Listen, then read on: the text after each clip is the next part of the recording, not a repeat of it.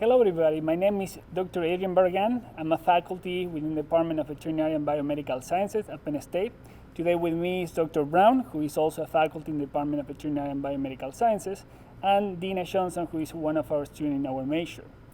So in this video, we're going to be talking about what is the proper process to skin a deer in order to start inspecting more in detail the different adaptations that deer has developed across these years in the muscles and the bones.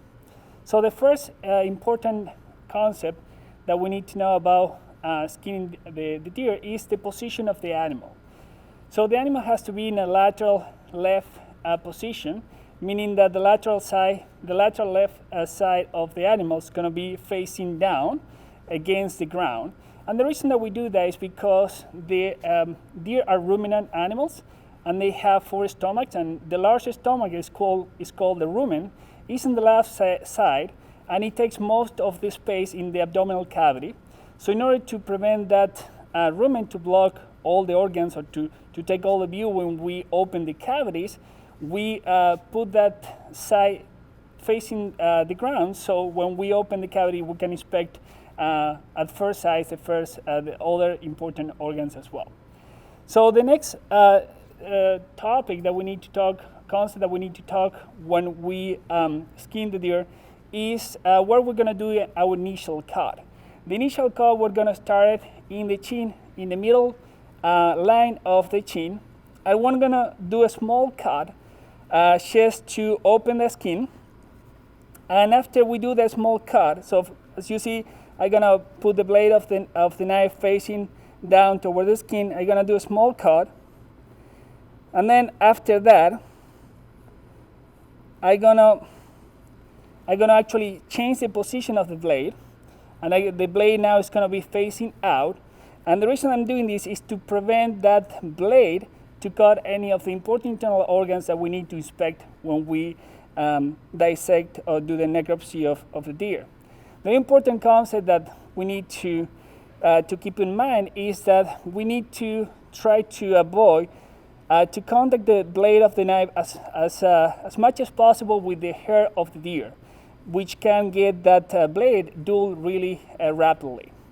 So once we do the initial cut, then we're going to extend that cut with, as I mentioned before, the blade of the knife facing out, all the way through the middle side of the animal, all the way towards either the anus in the male, or the vulva in the female. When we reach those organs, we're going to go around those all the way to the base of the tail, and then around the base of the tail. The next thing that we'll do, we'll keep removing the skin dorsally and laterally, and we'll reflect back that skin all the way to the back of the animal in order to show the muscles, the muscle of the deer, and talk about some adaptation of the muscle and also the bone that have allowed the deer to thrive in the forest through all these years. So the next video will be about the description of some of the main adaptations that the deer have had in their muscle and bone structures.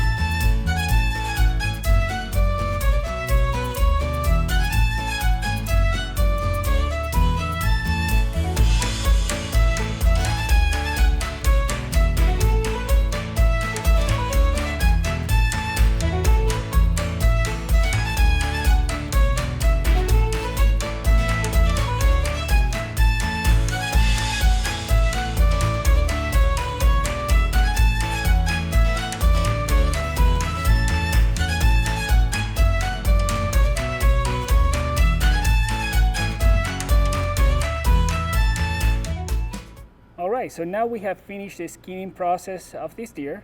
A comment that I want to mention is that this was a captive deer that was euthanized for the purpose of making these videos. So this deer was in a great condition, nutritional status, so he was overweighted, overconditioned. So in order to explain and show better the muscles feature of these animals, we remove some of the subcutaneous fat cover on this animal. So when it comes to the main adaptations of the muscle of the bone in the deer, these adaptations are mainly the deer have evolved in this way to move with agility and with speed across the forest. One of the main adaptations that we can find in the muscles is that the large bellies of the muscles are located in the proximal portion of the limbs, allowing for a smaller, skinnier portion in the distal section of the limb, where where actually gets a lighter or creates a lighter limb that can be moved faster, increasing stride rate, and also increase the stride length because they are lighter and they actually can spread those legs farther away. Another important adaptation is that they have the muscle from the different limbs have different functions. For the rear limb muscle, their main function, and muscles such as the gluteus and the quadriceps, the main functions are propulsion and even allow the deer to jump up heights up to 8 feet in height.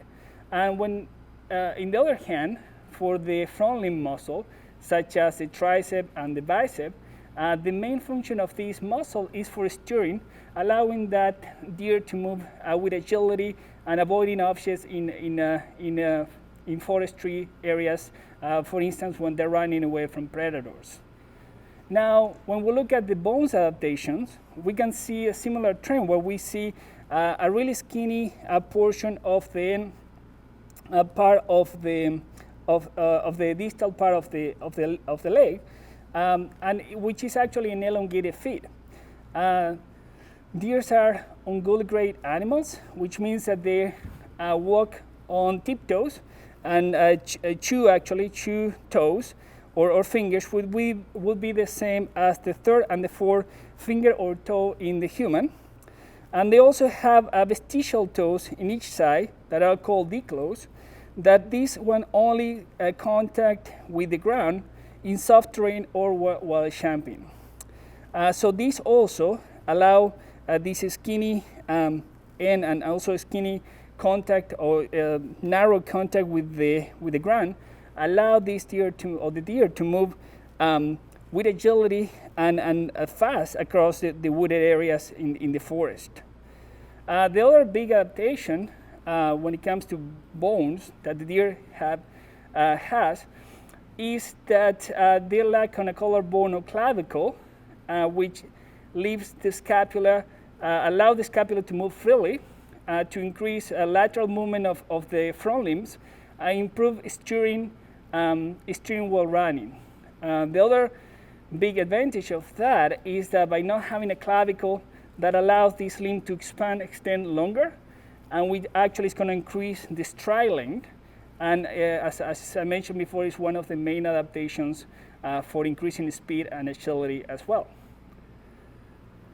So these are some of the main adaptations in the bones and the muscle from the deer. And in the following video, we will be talking about the proper process of open the body cavities and also the inspection in situ of the different organs of the body.